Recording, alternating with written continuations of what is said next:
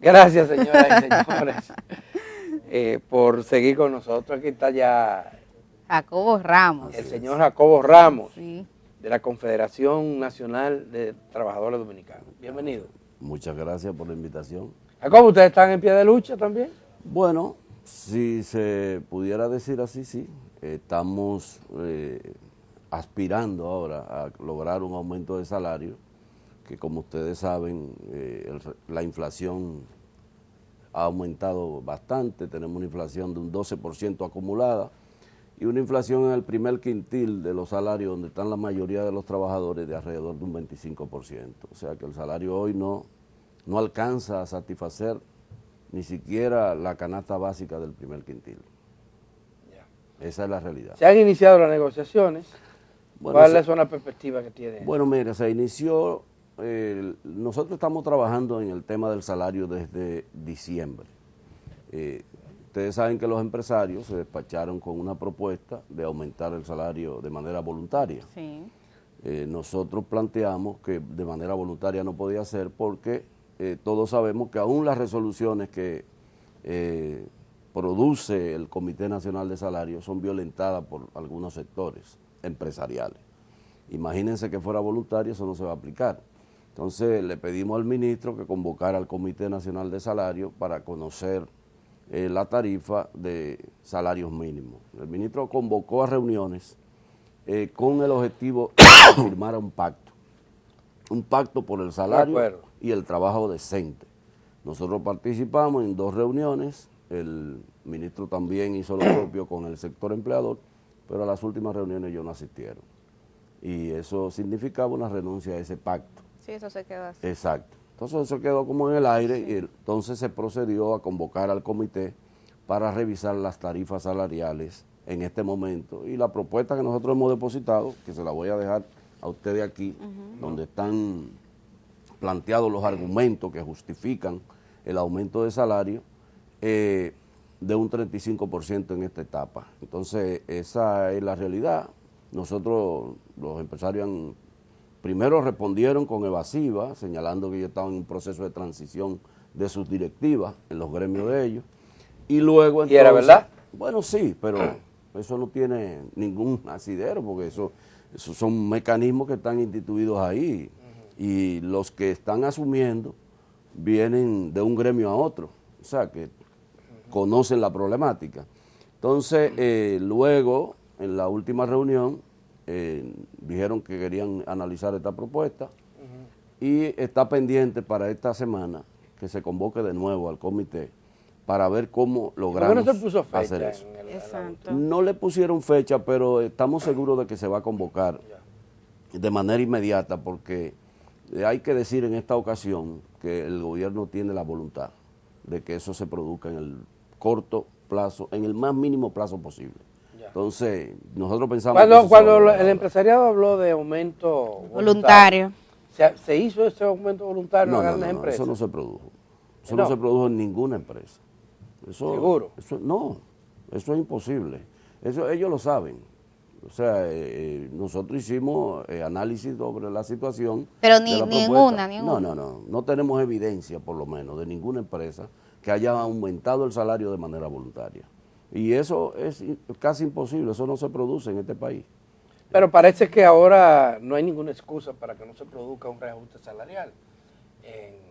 Bueno, legalmente debería ser en junio, ¿verdad? O julio. Sí, el problema es que la ley misma dice, y por eso estamos dentro de la legalidad, que cuando las condiciones económicas en el país se pudieran deteriorar por alguno de los indicadores, en este caso la inflación acumulada. ¿Cómo ha pasado? Exacto, entonces se justifica la convocatoria. Jacobo, ¿y qué pasa con los trabajadores dominicanos que no se organizan? En sentido general, aquí tenemos una ausencia enorme de asociatividad a nivel de los trabajadores de las distintas áreas. Y las centrales sindicales se han ido reduciendo en términos de influencia y de capacidad de movilización social.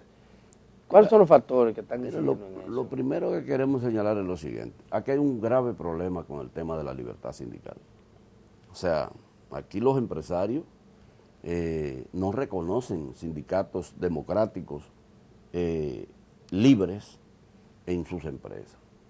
Porque hay muchos sindicatos en algunas empresas, pero son sindicatos que algunos son sindicatos acordados, con lo cual nosotros no estamos de acuerdo.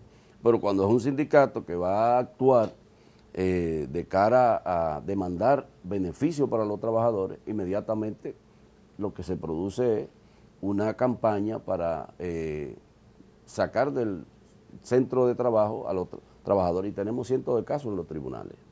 Entonces, seguimos con un problema de que los... ¿Y qué fallan los tribunales? No, la mayoría de las veces terminan despidiendo a los dirigentes.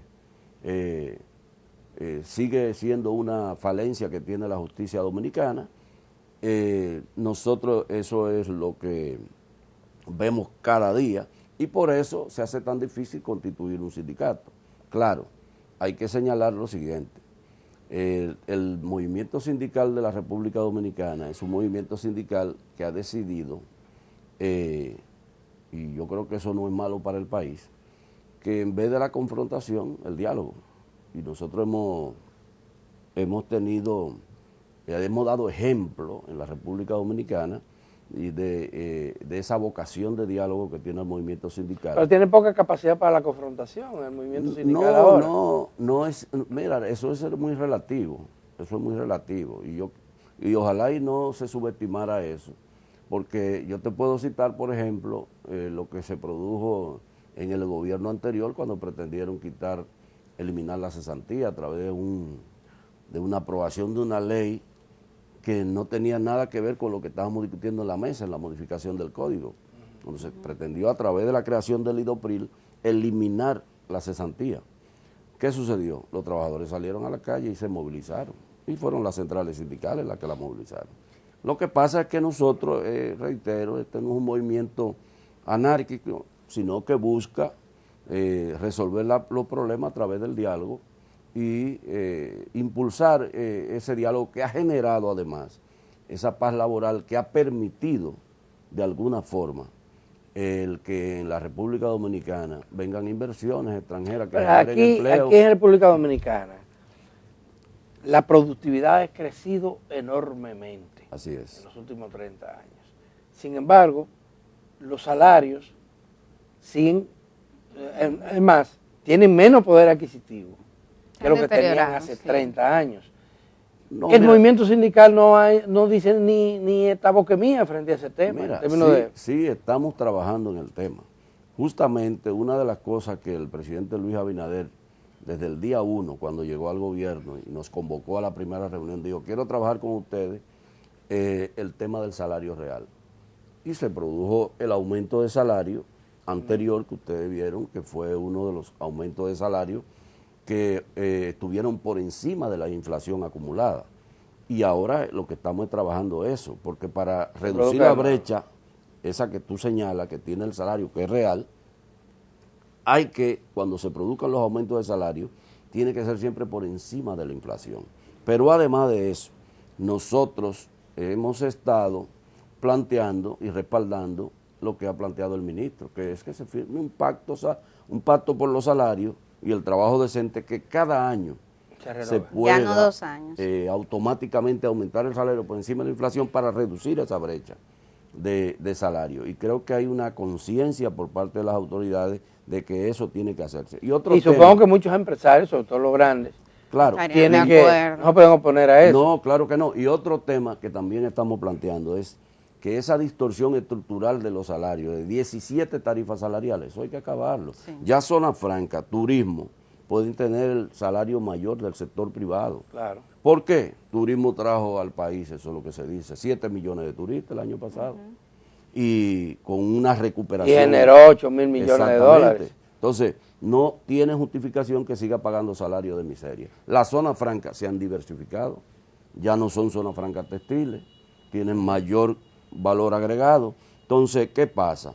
Si es así, esas empresas pueden pagar el salario del sector privado, pero eso tenemos que trabajarlo con el gobierno, y los empresarios tienen que hacer conciencia de que para lograr que el salario tenga el poder adquisitivo del costo de la canasta básica, tenemos que propiciar ese acuerdo, ese pacto. Claro, Vamos a esperar a ver qué pasa en este proceso de negociación, porque en las últimas reuniones se lo decíamos, si no hay una respuesta positiva de los empresarios, el movimiento sindical tendrá que movilizarse. ¿Y qué posibilidad hay, Jacobo, de lograr en el marco de estas condiciones socioeconómicas un aumento general? Yo sé que el Comité Nacional de Salario solo está facultado para el salario mínimo y del sector privado, pero hay necesidad de un aumento general y que también incluya a los servidores públicos, porque ahí el tema de la desigualdad salarial es preocupante. Bueno, a los servidores públicos que no se le haya aumentado el salario, porque hay que recordar que se han producido aumentos a los médicos, se ha producido aumento a los profesores, a los también policías, a las enfermeras, etcétera, policías. Entonces, a los servidores públicos del área administrativa fundamentalmente y a los pensionados que ganan unas pensiones que son de miseria, nosotros le hemos planteado al presidente Luis Abinader que, bueno, él como mayor empleador del país debería impulsar un aumento del salario. Debe dar el ejemplo. ¿Qué ha dicho el presidente? Bueno, el alegato siempre es el tema presupuestario, pero nosotros esperamos que ahora con estos presupuestos que maneja el gobierno de billones, se pueda poner en camino el aumento de salario en el sector privado, en el sector público. ¿Cómo lo vamos a hacer ahora en el sector privado? Que aunque es el aumento del salario mínimo, siempre el aumento del salario mínimo genera una presión que aumenta los salarios. Como por otra parte, ustedes, las centrales sindicales, ¿qué perspectivas tienen de incrementar su membresía y su incidencia en la sociedad y además avanzar hacia la unidad que muchísimas veces, yo recuerdo que una vez aquí en este programa anunciaron, un viernes, que el sábado se iban a fusionar todos y nosotros no fuimos tan contentos y el domingo nos encontramos divididos. Mira, yo pienso que sí, que el movimiento sindical está trabajando, estamos trabajando en la organización, sobre todo incorporando jóvenes e incorporando mujeres, en el caso de mi central, pero además yo creo que hemos dado pasos hacia la unidad. Lo que pasa es que la unidad es siempre compleja. Aquí habían 11 centrales sindicales, hoy hay 3 centrales sindicales que están en una mesa de trabajo, que por lo menos aunque no estemos orgánicamente unidas, pero sí tenemos una unidad programática, en el sentido de que cada una de las cosas que ustedes ven que planteamos, lo hacemos de manera conjunta. Hemos depositado en el Congreso un proyecto de ley, un anteproyecto de ley a través de los legisladores para modificar la ley 8701, que tantos problemas le ha generado al país, que tanta preocupación tienen los trabajadores. Y eso está ahí. Lo que pasa es que la comisión bicameral que se creó no avanza. No avanza, lamentablemente. Y además de eso, estamos planteando lo del pacto por los salarios decentes. Y las 3 centrales tienen un programa de organización. Lo que pasa es que organizar en un país donde los empresarios no respetan la Constitución, que establece en el artículo 62 que el derecho a organizarse en sindicato es un derecho constitucional, pero que está establecido en los convenios internacionales, cuesta mucho dinero. Y bueno, el dinero escasea, sobre todo en las centrales sindicales, donde ustedes saben que los propios trabajadores no tienen una vocación inclusive de pagar cuotas. ¿Y hay alguna autocrítica, que ya el tiempo se acabó, pero brevemente, alguna autocrítica que ustedes como sindicales se hagan en cuanto al relevo generacional, a la participación de las mujeres y los jóvenes? Miren, nosotros estamos en ese proceso, en el caso de la Confederación Nacional de Trabajadores Dominicanos, y estamos recorriendo todo el país en una campaña que se llama Buscando Líderes, porque estamos conscientes de que primero tenemos que incorporar a la juventud como relevo, y segundo a las mujeres porque es el mercado. Tú eres el más joven de los... Y dejarla que lleguen a la presidencia. De los líderes de las 3 centrales. Sí. Más joven, pero ya no estoy tan joven. Exactamente. Exacto. Hay que buscar el relevo, definitivamente. Porque la verdad es que hay líderes de esos que cuando eternos. No pensaban así. Y ya eran presidentes. Así es. Jacobo, mil gracias. Sí, gracias muy amable. Siempre con ustedes. Se nos acabó el tiempo, Milice. Sí, gracias a la gente que nos ha sintonizado, inclusive en este día feriado, así Alberto. Así es. Y les invitamos para que mañana nos acompañen, mañana martes. A trabajar se ha dicho, damas y caballeros. Disfruten lo que quede del día de hoy. Así es. Pero el martes, a trabajar se ha dicho. Tempranito, a las 7 estaremos aquí con otra entrega de que es su programa.